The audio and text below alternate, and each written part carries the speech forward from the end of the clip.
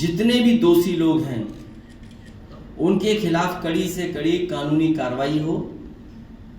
और ये सरकार दावा करती थी कि टर्मिनेट करेंगे, तो कब सरकार ऐसे अधिकारियों को टर्मिनेट करेगी? अभी एक घटना खत्म नहीं हुई है, दूसरी घटना भी वहां सुनने को मिल रही है कि किस तरीके का व्यवहार एक महिला के साथ वहां के पुलिस के कुछ लोगों ने किया। समाजवादी पार्टी ने हमेशा इस बात को कहा और आंकड़ों को सामने रख करके कहा। आज भी अगर हम आंकड़े देखें देश के, उत्तर प्रदेश की कानून व्यवस्था सबसे खराब है। देश में सबसे ज्यादा कस्टोडियल डेथ अगर कहीं हो रही है तो उत्तर प्रदेश में। सबसे ज्यादा नेशनल ह्यूमन राइट कमीशन से अगर नोटिस कहीं मिल रहे हैं तो उत्तर प्रदेश को। महिला आयोग ने अगर कहीं सबसे ज्यादा नोटिस भेजे हैं तो उत्तर प्रदेश। और पुलिस की कहानी देखिए आप, ये तो दबाव बन गया, समाजवादी लोग निकल पड़े जिसके कारण उन्हें पुलिस के खिलाफ कार्रवाई करनी पड़ी। और पुलिस का सोचिए, ये पहला काम नहीं है। आपको याद होगा कि गोरखपुर में एक व्यापारी जो कारोबार के लिए गया था, उसको मार मार करके पुलिस ने उसकी जान ले ली। उस परिवार से भी हम लोग मिले थे।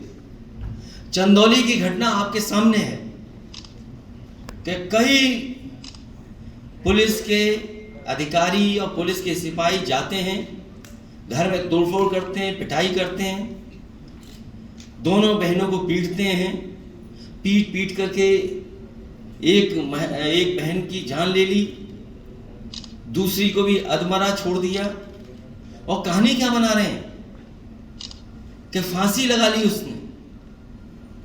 और ये 2-3 घटनाएं नहीं, उत्तर प्रदेश की पुलिस लगातार इसी तरह का काम कर रही है।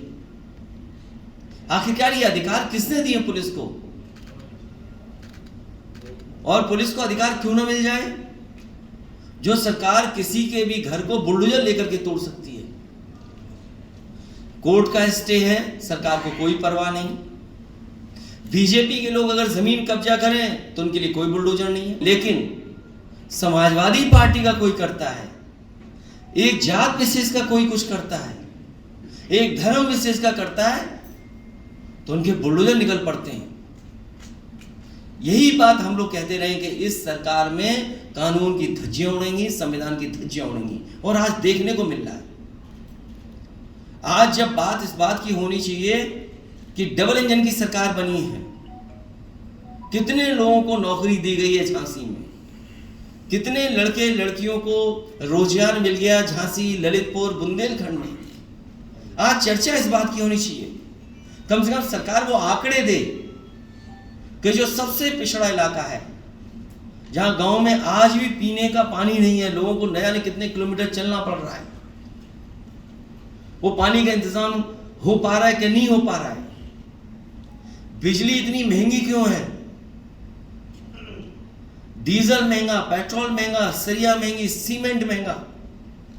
और अब तो रिजर्व बैंक ने भी ऐसा फैसला ले लिया कि आप कुछ लोन लेंगे वो भी आपको ज्यादा चुकाना पड़ेगा।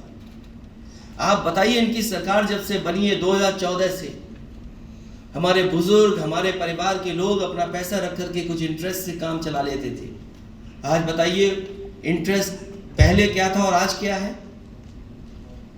नोटबंदी के बहाने बैंकों में पैसा जमा कराया, उद्योगपतियों को पैसा दिया, कुछ लोग बैंक से पैसा लेके भाग गए, बैंकें डूब गई, बैंकें मर्ज कर दी। जीएसटी लागू किया कुछ लोगों को, बड़े बड़े लोगों को लाभ पहुंचाने के लिए।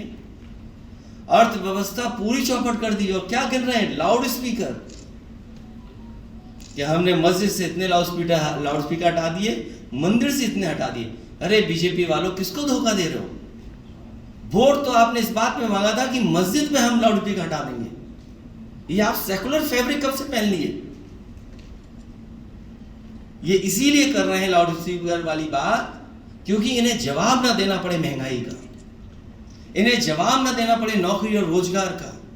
आप एक निष्पक्ष पत्रकार बनकर के आरटीआई लगा करके जानकारी कर लें कि जितनी भी समाजवादी सरकार में बिजली की परियोजनाएं चालू हुई थीं, उन्हीं को अगर ठीक तरीके से चलाया गया होता, जो ट्रांसमिशन लाइंस बिछाई गई थी, जो सबस्टेशंस बनाए गए थे, समाजवादी सरकार के बनाए गए थे। ये गुजरात से मंत्री आए हैं, इन्हें कुछ जानकारी नहीं है कि उत्तर प्रदेश में सबसे ज़्यादा बिजली बनाने का काम कारखाना अगर किसी सरकार में लगा था तो समाजवादी सरकार में उन योजनाओं को भी ये पूरा नहीं कर पाए। इसीलिए मैंने कहा कि ये सरकार समस्या बताने के लिए नहीं बनी है, समस्या का समाधान क्या है। और एक मंत्री तो इतना आगे निकल गए कि थोड़ा बहुत कमा लिया करो, पूरा डकार मत जाओ। उन्हें होश ही नहीं है कि मंत्री कौन था उनसे पहले, उन्हें होश ही नहीं कि सरकार किसकी थी उससे पहले। और एक मंत्री जा रहे हैं, हर अस्पताल जा रहे हैं, और एक अस्पताल में जाकर के उन्होंने कहा कि मैं शर्मिंदा हूं। ये अखबार में प्रेस के लोगों के सामने क्यों कहते हो शर्मिंदा हूं? आपको अपनी गाड़ी उठानी चाहिए थी और 5 कालिदास में जाते हैं, जहां पर खुद मुख्यमंत्री रहते हैं, कहते हैं कि हाँ हम शर्मिंदा हैं आपकी वजह से, क्योंकि 5 साल आपने काम नहीं किया। मेडिकल कॉलेज, मेडिकल हॉस्पिटल्स जो दुर्दशा है वो तब ठीक होगी जब बजट देंगे आप। 500 बेड का हॉस्पिटल कितने साल से बना खड़ा है बताओ? पैरामेडिकल कब से बना, कैसे खड़ा है? एम्बुलेंस की हालत खराब हो गई। क्या बिना बजट की ये चीजें ठीक हो सकती हैं? किसी अस्पताल में गरीब को दवाई नहीं मिल रही है। अगर गरीब को दवाई मिल रही होती तो अस्पताल के बाहर जो दवाइयों की दुकान है वो फल फूल नहीं होती, ना दवाई, ना ऑपरेशन, ना इलाज। कल जिस हॉस्पिटल में मैं गया था, जिस माँ से मैं मिला, और उसके बाद मैंने डॉक्टर से पूछा, हालांकि वो नौकरी से घबरा रहा था, वो बात पूरी नहीं बताया, लेकिन मैं उसके हाव भाव से समझ गया हूँ। वहाँ पर्याप्त ना डॉक्टर है, ना सर्जन है, ना कोई है, ना दवाई है, ना कुछ नहीं है। और यही हालत सब अस्पतालों की है। बिजली का बिल तो महंगा देना पड़ रहा होगा, और बिजली कितने घंटे आ रही है वो आपसे बेहतर कौन जानेगा। जो सरकार कानून व्यवस्था नहीं संभाल पा रही, जो सरकार नौकरी रोजगार नहीं दे पा रही, जो सरकार महंगाई को लगातार बढ़ा रही हो, जो सरकार अभी भी ये बताती हो कि ये समस्या है। आपको समस्या बताने के लिए नहीं चुना गया है, आपको समस्या का समाधान के लिए जनता ने वोट दिया है। आपको इतना जन समर्थन इसलिए मिला है कि आप समस्या ना बताएं। दिल्ली वाले आए थे, वो समस्या बता रहे थे कि अन्ना जानवर बहुत हैं, अन्ना पशु बहुत हैं। कल मैं झांसी से ललितपुर गया, पूरे डिवाइडर पे हमें अन्ना पशु दिखाई दिए। और ये पहला प्रदेश है जहां जानवरों के एक्सीडेंट से लोगों की जान जा रही है। हर दिन कहीं ना कहीं उत्तर प्रदेश में किसी न किसी की जान जा रही है। डिफेंस कॉरिडोर बनना था। मैं मुख्यमंत्री जी की बात को कहता हूं कि बुंदेलखंड में डिफेंस कॉरिडोर के माध्यम से यहां पर भारतीय सेना के लिए तोप का निर्माण करेंगे, फाइटर विमान का निर्माण करेंगे। बीजेपी के लोग तोप और फाइटर प्लेन बना रहे हैं, और बीजेपी की दिल्ली की सरकार फाइटर प्लेन खरीदने की तैयारी कर रही है। अगर विदेश से ही आ जाएंगे फाइटर एयरक्राफ्ट, तो आपके बुंदेलखंड से कौन सा एयरक्राफ्ट बनेगा? मैं तो आपके चैनलों को ही देखा हूं, सुनने में आ रहा है कि भारत सरकार ये तय कर रही है कि फाइटर कहां से ले जाएंगे, फ्रांस से ले जाएंगे कि अमेरिका से ले जाएंगे। हम बुंदेलखंड के लोग इंतजार कर रहे हैं सब कि कम से कम बुंदेलखंड के भी तो एयरक्राफ्ट खरीदेगा कोई।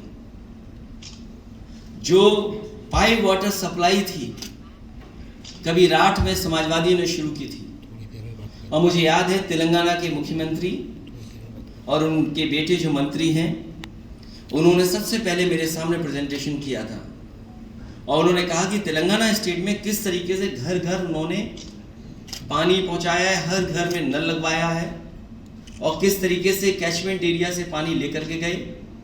उन्हीं की योजना को देख करके, समझ करके मैंने सबसे पहला पायलट प्रोजेक्ट शुरू किया था राठ से। वो बंद कर दिया गया, न जाने कौन सी पाइप वाटर सप्लाई स्कीम चला रहे हैं।